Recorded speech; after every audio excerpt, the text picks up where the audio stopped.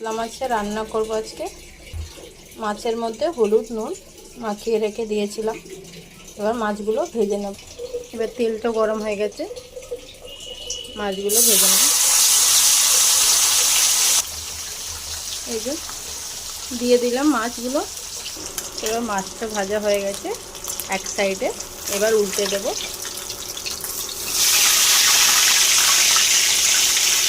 এবার উল্টে দিলাম। এবার মাছ ভাজা হয়ে গেছে, লাল লাল মাছগুলো ভেজেছি, বাকি মাছগুলো ভেজে নেব।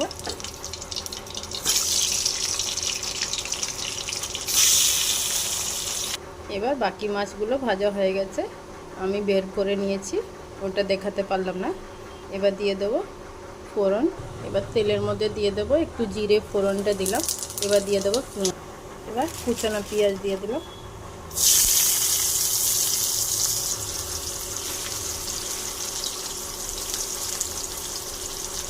এবার পেঁয়াজটা লাল করে ভেজে নেব। এবার পেঁয়াজটা হালকা লাল হয়ে গেছে, এবার দিয়ে দেবো আলু।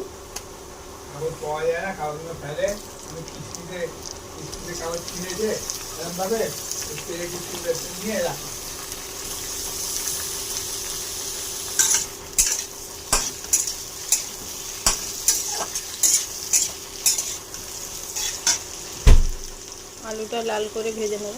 আলু পেঁয়াজ ভাজা হয়ে গেছে, এবার দিয়ে দেবো মশলা।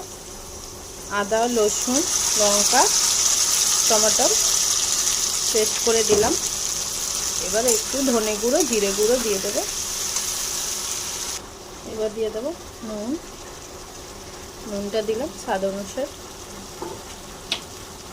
এবার দিয়ে দিলাম হলুদ, দিয়ে দিলাম জিরে, ধনে গুঁড়ো।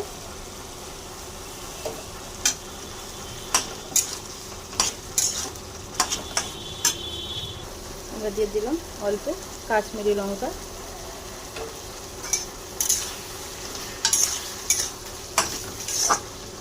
এবার মশলা ভালো করে কষে নেব।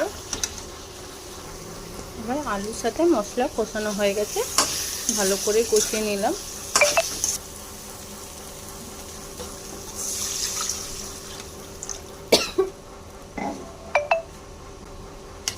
জলটা দিয়ে দিলাম।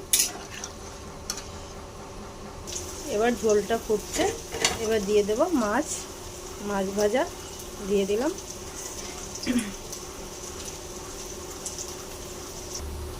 এবার 20 থেকে 25 মিনিট রেখে দেবো। একটা ঢাকনা দিয়ে ঢেকে দেবো।